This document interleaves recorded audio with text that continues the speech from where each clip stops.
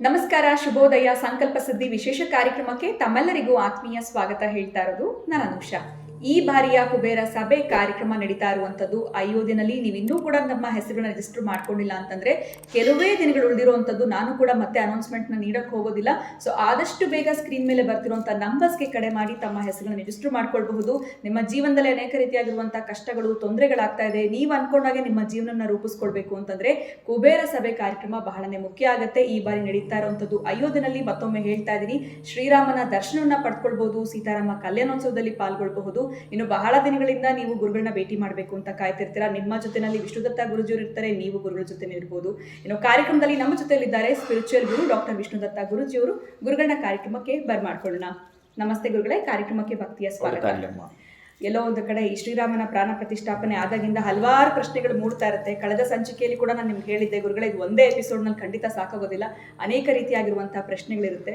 ಈಗ ನಾವು ಆ ಶ್ರೀರಾಮನ ಒಂದು ವಿಗ್ರಹವನ್ನು ನೋಡಿದಾಗ ಎಲ್ಲೋ ಒಂದು ಕಡೆ ಕಣ್ಣಿಗೆ ಬಟ್ಟೆಯನ್ನ ಕಟ್ಟಿದ್ರು. ಆ ಬಟ್ಟೆಯನ್ನ ತೆಗೆದ ಮೇಲೆ ಆ ಕಣ್ಣುಗಳು ನೇರವಾಗಿ ನೋಡ್ತಾ ಇದ್ರೆ ಸೂಕ್ತ, ಅದು ಮೇಲೆ ನೋಡ್ತಾ ಇದ್ರೆ ದೇಶಕ್ಕೆ ಹಾನಿ ಆಗುತ್ತೆ, ಅಥವಾ ಕೆಳಗಡೆ ನೋಡ್ತಾ ಇದ್ರೆ ಕೆತ್ತನೆ ಮಾಡಿದವ್ರಿಗೆ ತೊಂದರೆಗಳಾಗುತ್ತೆ. ಏನ್ ಇದೆಲ್ಲ ವಿಡಿಯೋಸ್ ಬರ್ತಾ ಇರುತ್ತೆ, ಅರ್ಧಂಬರ್ಧ ರೀತಿಯಾಗಿರುವಂಥ ಇನ್ಫಾರ್ಮೇಶನ್ಸ್ನ ಕೊಡ್ತಾ ಇರ್ತಾರೆ, ಪರಿಪೂರ್ಣವಾಗಿರುವಂಥ ಮಾಹಿತಿ ಇರೋದಿಲ್ಲ. ನಿಜವಾಗ್ಲೂ ಕೆಡಕುಗಳು, ತೊಂದರೆಗಳಾಗತ್ತಾ? ಇದೆಲ್ಲ ಹಿನ್ನೆಲೆ ಏನು? ಇದನ್ನ ನಾವು ಯಾವ ರೀತಿ ತಗೊಳ್ಬೇಕಾಗತ್ತೆ, ಪರಿಗಣಿಸಬೇಕಾಗತ್ತೆ? ಇದ್ರ ಬಗ್ಗೆ ತಿಳಿಸ್ಕೊಡಿ ಗುರುಗಳೇ. ಓಂ ವಿಶ್ವಸ್ಮೈ ನಮಃ. ಪ್ರೀತಿಯ ಬಂಧುಗಳೇ, ಈ ಪ್ರಶ್ನೆಗಳು ನಿಮಗೂ ಬಹುಶಃ ಬಂದಿರಬಹುದೇನೋ. ಮೊದಲು ಅದೇ ಈ ಪ್ರತಿಷ್ಠಾಪನೆಗಳು ಅಂತ ನೀವೇನಾದರೂ ಕೆಣಕಿದ್ರೆ, ನಾನು ಆ ಸಬ್ಜೆಕ್ಟನ್ನು ಮಾತಾಡ್ಲಿಕ್ಕೆ ಹೊರಟ್ರೆ, ಯಾರಾದರೂ ದೇವಾಲಯಗಳ ಪ್ರತಿಷ್ಠಾಪನೆ ಮಾಡ್ತಿರ್ತಾರಲ್ಲ, ಅಮ್ಮನವರಾಗಿರಬಹುದು, ಶ್ರೀನಿವಾಸ ಆಗಿರಬಹುದು, ದೇವಿ ಆಗಿರಬಹುದು, ಆಯಾಯ ಆಲಯಗಳಿಗೆ ಆಗಮ ಅಂತಿದೆ. ಆ ಆಗಮ ಶಾಸ್ತ್ರವೇ ಪ್ರಮಾಣ. ಈಗ ನಾವೆಲ್ಲ ಅಗ್ರಿಕಲ್ಚರ್ ಮಾಡಬೇಕಾದ್ರೆ AG ಅಂತ ಏನು ಓದ್ತೀವಿ, ನಾವು ಕಟ್ಟಡಗಳ ವಿನ್ಯಾಸಕ್ಕೆ ಹೇಗೆ ನಾವು ಇಂಜಿನಿಯರಿಂಗ್ ಅಂತ ಮಾಡ್ತೀವಿ, ಅನಾರೋಗ್ಯವಂತರನ್ನು ಆರೋಗ್ಯವಂತರನ್ನಾಗಿ ಮಾಡಲಿಕ್ಕೆ ಹೇಗೆ ನೀವು MBBS ಅಂತ ಮಾಡ್ತೀರಿ, ಈ ಆಗಮ ಅಂತ ಓದಿದ್ರೆ ಸಂಪೂರ್ಣ ವಿವರ ಅವರ ಹತ್ರ ಗೊತ್ತಿರುತ್ತೆ.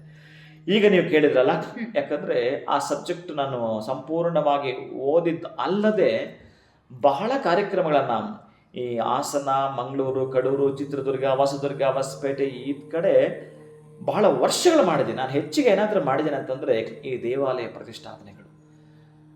ಅಷ್ಟು ದಿನಗಳು ಆ ಇನ್ವಿಟೇಷನ್ ಬರೆಯುವಾಗ 9 ದಿನಗಳು ನನ್ನ ತಲೆಯಲ್ಲಿ ಇರ್ತಾ ಇತ್ತು. ಅಂದರೆ ಇವತ್ತು ಸಾಯಂಕಾಲ ಏನು, ನಾಳೆ ಬೆಳಗ್ಗೆ ಏನು, ಮತ್ತು ನಾಳೆದ ಸಾಯಂಕಾಲ ಏನು, ಆಚೆ ನಾಡಿದ್ದು ಮಾರ್ನಿಂಗ್ ಏನು, ಈ ರೀತಿ ಒಂದು ಇನ್ವಿಟೇಷನ್ ಬರೆಯುವಾಗ ಒಂದಷ್ಟು ಜನ ಕುಳಿತುಕೊಳ್ಳೋರು.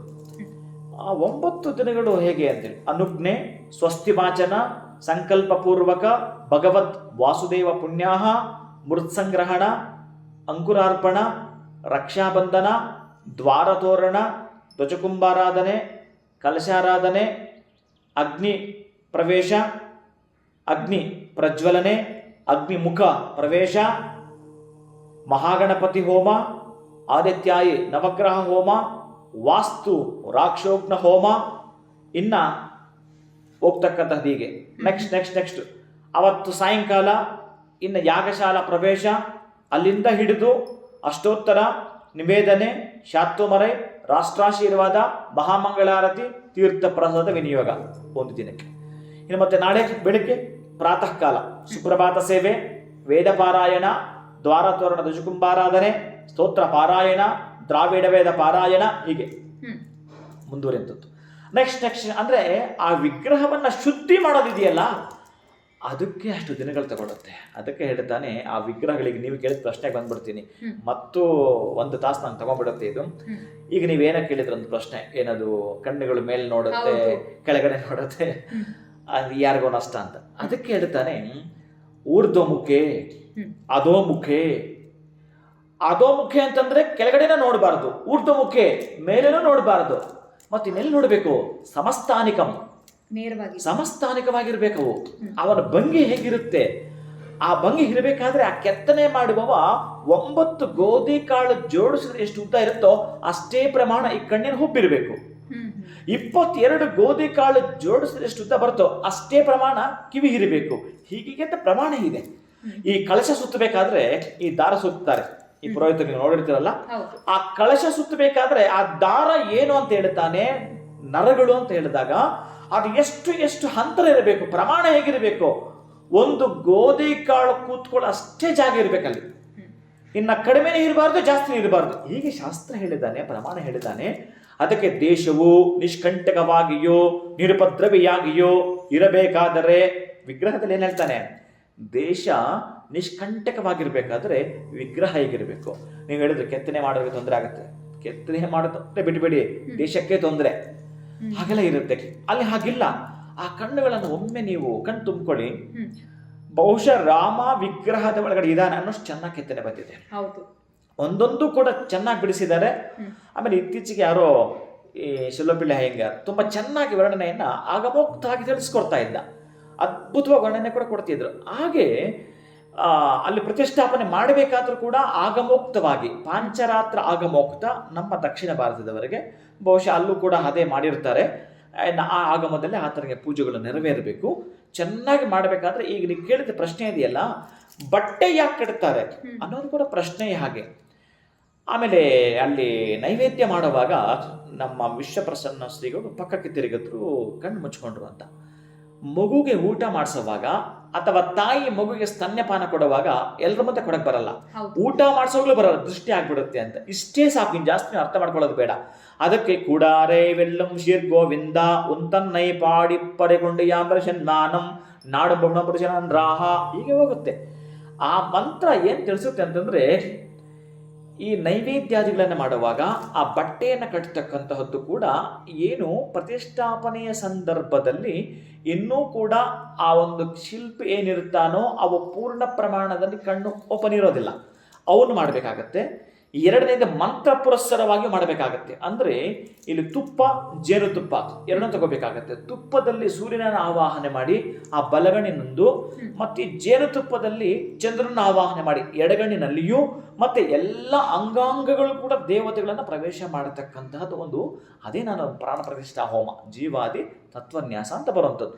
ಆ ನ್ಯಾಸಾದಿಗಳನ್ನ ಮಾಡೋವಾಗ ಆ ಬಟ್ಟೆಯನ್ನ ತೆಗೆದು ಸಂಪಾತಾಜ್ಯ ಅಂತ ಬರುತ್ತೆ ಅಲ್ಲಿ. ಆ ಸಂಪಾತಾಜ್ಯ ಅಂತಂದ್ರೆ ಆ ಹೋಮಕ್ಕೆ ಹಾಕಿ ಸ್ವಲ್ಪ ಉಳಿಸ್ಕೋಬೇಕು, ಇನ್ನೊಂದು ಪಕ್ಕ ತಾಟ್ರಾಗ ಹಾಕೋಬೇಕು, ಅದನ್ನ ತಂದು ಆ ದೇಹಕ್ಕೆ ಮುಟ್ಟಿಸುವಂಥದ್ದು ದರ್ಬೆ ಮುಖಾಂತರ, ಇದು ಸಂಪಾತಾಜ್ಯ ಅಂತ ಕರಿತೀವಿ.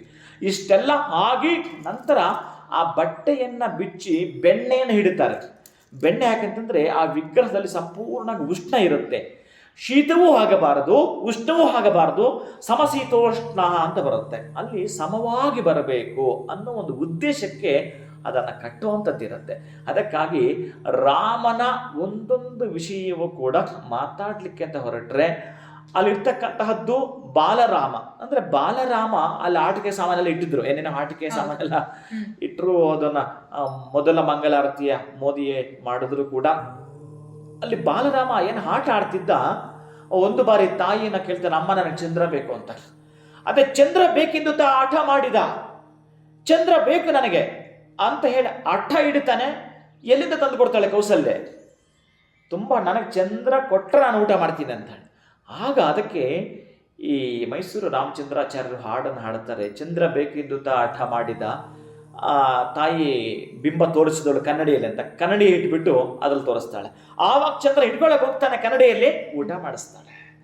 ಅವನ ಆಟಗಳೇ ಹಾಗಿರ್ತವೆ, ಅಷ್ಟು ಚೆನ್ನಾಗಿರ್ತವೆ, ಅದ್ಭುತವಾಗಿರ್ತವೆ. ಅದಕ್ಕಾಗಿ ಬಾಲರಾಮನನ್ನ ಅಲ್ಲಿ ಇರಿಸಿರ್ತಕ್ಕಂತಹದ್ದು, ಅದ್ಭುತವಾಗಿರತಕ್ಕಂತಹದ್ದು, ಅವನು ಪಟ್ಟಾಭಿಷಿಕ್ತನಾಗ್ತಕ್ಕಂತಹದ್ದು. ಈ ಸಂದರ್ಭದಲ್ಲಿ ಮೊದಲಿಗೆ ಏನು ಆ ಪ್ರತಿಷ್ಠಾಪನಾ ವಿಧಿವಿಧಾನಗಳಿದೆಯೋ ಇದನ್ನು ಯಾರಾದರೂ ನೋಡಿರ್ತಾರೆ, ಕೇಳಿರ್ತಾರೆ. ಅದಕ್ಕೆ ಒಂದು ಬಾರಿ ಸಾಧ್ಯ ಆದರೆ ಆ ರಾಮನ ದರ್ಶನ ಮಾಡ್ಕೊಳ್ಳಿ. ಏನೇನು ಜೀವನದಲ್ಲಿ ಇದ್ದದ್ದೇ, ನಿಮ್ಮ ಕೊರಗುಗಳು, ನಿಮ್ಮ ನಷ್ಟಗಳು, ಕಥೆಗಳು ಇದ್ದದ್ದೇ. ಒಂದು ಬಾರಿ ಅತ್ಲಾಗೆ ಸುಮ್ಮನೆ ಎಲ್ಲ ಪಕ್ಕಕ್ಕೆ ಇಟ್ಟು ಹೊರಡ್ಬೇಡಿ. ನಮ್ಗೇನು ಗೊತ್ತಾ, ನಮ್ಮ ಐಡಿಯಾ ಬೇಕಾದಷ್ಟು ಇರುತ್ತೆ, ನಮ್ಮ ಪ್ಲಾನ್ ಬೇಕಾದಷ್ಟು ಇರುತ್ತೆ. ನಾಳೆಗೇನು ನಾಳೆದ್ಗೇನು, ನಂಗೆ ಜವಾಬ್ದಾರಿ ಮನುಷ್ಯ ಅಂತ. ಪಾಪ ಅಷ್ಟು ಹೊತ್ತುಕೊಂಡು ಎಣ್ಣೆಗಾಡ್ಕೊಂಡು ಅಲ್ಲಿ ಫೇಲ್ ಆಗಿದೆನಲ್ಲ, ಅವನ ಕತೆ ಏನೋ. ತುಂಬಾ ನಮ್ಮ ಐಡಿಯಾಗಳೆಲ್ಲ ಫೇಲ್ ಆಗಿದೆ, ಎಲ್ಲ ಸೋತೋಗಿದ್ದೀವಿ, ಇನ್ನೇನು ಇಲ್ಲ ಅಂದಾಗ ಅವನ ಕೈ ಹಿಡಿತಾನೆ. ಅಂಥವರಿದ್ದರೆ ಬೇಕಾದಷ್ಟು ದೊಡ್ಡ ಮಟ್ಟದ ಕಾರ್ಖಾನೆಯಿಂದ ಸಣ್ಣ ಕೈಗಾರಿಕೆ ಕೆಲಸದ ತನಕ ಯಾರು ನಷ್ಟವಾಗಿದ್ರು ಕೂಡ ಅಷ್ಟು ಶಾಸ್ತ್ರೋಕ್ತವಾಗಿ ಅದು ನಿಮಗೆ ರಿಸರ್ವ್ ಬ್ಯಾಂಕ್ ಅಂತ ಅನ್ಕೊಳ್ಳಿ. ನಿಮಗೆ ನೇರವಾಗಿ ಅದನ್ನೇ ಬೇಕಾಗಿರೋದು, ಅದನ್ನೇ ಹೇಳ್ತೀನಿ ನಾನು. ಅಲ್ಲಿಗೆ ಒಂದು ಸಲ ಹೋಗಿ ರಾಮನ ದರ್ಶನ ಮಾಡಿಕೊಳ್ಳಿಯಪ್ಪ. ನೀವು ಹೊಸ ಜನ್ಮ ಎತ್ತಿ ಆಚೆ ಬರ್ತೀರಿ. ಅಲ್ಲಿಂದ ಆಚೆಗೆ ನಿಮ್ಮ ಹತ್ರ ಜನ ನಡ್ಕೊಳ್ಳೋದು, ನೀವು ಅವ್ರ ಹತ್ರ ನಡ್ಕೊಳ್ಳೋದು, ಎಲ್ಲ ನಿಮ್ಮ ಕಷ್ಟ ಕಾರ್ಪಣ್ಯಗಳಿಗಾಗಿರಬಹುದು, ಎಲ್ಲದಕ್ಕೂ ಕೂಡ ಮುಕ್ತಿ ಇಟ್ಟ ಹಾಗೆ ಅಂತಹ ಶಕ್ತಿಯುತನಾಗಿರತಕ್ಕಂತಹ ರಾಮನನ್ನ ನೋಡಿದಾಗ, ಯಾಕೆಂದ್ರೆ ಒಂದೊಂದು ಯುಗದಲ್ಲಿ ಒಂದೊಂದು ಅವತಾರದಲ್ಲಿ ಬರ್ತಾನೆ ಆತ, ಆಯಾಯ ಅವತಾರದಲ್ಲಿ ಅದನ್ನು ಮಾಡಲೇಬೇಕಾಗತ್ತೆ. ಇಂತಹದ್ದು ಅಂತ ಅಂದ್ರೆ ಇಲ್ಲಿ ಏನ್ ತೋರಿಸುತ್ತೆ ಅಂತಂದ್ರೆ, ರಾವಣ ಯಾವುದೇ ದೇವರಿಗಾಗಲಿ ಯಾವುದೇ ಪ್ರಾಣಿ ಪಕ್ಷಿಗಾಗಲಿ ಸಾಯೋದಿಲ್ಲ ಅಂತ ಶಾಸನ ಇದೆ. ಮನುಷ್ಯನಿಗೆ ಅಷ್ಟೇ ನನ್ನ ಸಾವಿರಲಿ ಅಂತ. ಅಂದ್ರೆ ಮನುಷ್ಯನಿಗೆ ಸಾಧ್ಯ ಇಲ್ಲ, ಯಾಕಂದ್ರೆ ರಾವಣನೇ ಎದುರಿಸಕ್ಕೆ ಸಾಧ್ಯನೇ ಇಲ್ಲ. ಮನುಷ್ಯ ಅವನ ಹಂಗೆ ಹಿಂಡು ಬಿಡ್ತಾನೆ, ಕೌಂಟೇ ಆಗಲ್ಲ. ಅದಕ್ಕೆ ಭಗವಂತನೇ ಮನುಷ್ಯನಾಗಿ ಬಂದು ಇಲ್ಲಿ ಉದ್ಧಾರದ ಹೇತುವನ್ನು ಕಂಡುಕೊಂಡು ಏನ್ ತಿಳಿಸ್ಬೇಕು ಅದನ್ನ ತಿಳಿಸಿ ಹೋಗಿತ್ತು ರಾಮ. ಅದಕ್ಕೆ ಶ್ರೀರಾಮಚಂದ್ರ ಜಾನಕಿ ಜೈ ಬೋಲೋ ಹನುಮಾನಕಿ ಅಂತ ಹೇಳ್ತಾರೆ. ಖಂಡಿತ ಗುರುಗಳೇ, ಅರ್ಥಪೂರ್ಣವಾಗಿರುವಂತಹ ಮಾತುಗಳನ್ನ ಹೇಳಿದ್ರಿ. ನಿಮ್ಮ ಮಾತುಗಳನ್ನ ಕೇಳ್ತಾ ಇದ್ರೆ ಯಾವಾಗ ಅಯೋಧ್ಯೆಗೆ ಹೋಗ್ತೀವೋ, ಶ್ರೀರಾಮನ ದರ್ಶನ ಪಡ್ಕೊಳ್ತೀವೋ ಅಂತ ಅನಿಸ್ತಾ ಇದೆ.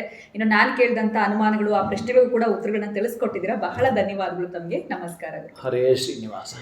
ಇನ್ನು ವೀಕ್ಷಕರೇ, ನಿಮಗೆ 2 in 1 ಕೆಲಸ ಆಗುತ್ತೆ ಅಂತ ಹೇಳ್ಬೋದು. ಯಾಕೆ ಹೇಳ್ತಾ ಇದ್ದೀನಿ ಅಂತಂದ್ರೆ, ಈ ಬಾರಿಯ ಕುಬೇರ ಸಭೆ ಕಾರ್ಯಕ್ರಮ ನಡೀತಾ ಇರೋದು ಅಯೋಧ್ಯೆನಲ್ಲೇ. ಶ್ರೀರಾಮನ ದರ್ಶನವನ್ನ ಪಡ್ಕೊಳ್ಬೇಕು ಅಂತಂದ್ರೆ ನೀವು ಕೂಡ ಅಯೋಧ್ಯೆಗೆ ಭೇಟಿಯನ್ನ ಮಾಡಬೇಕಾಗತ್ತೆ.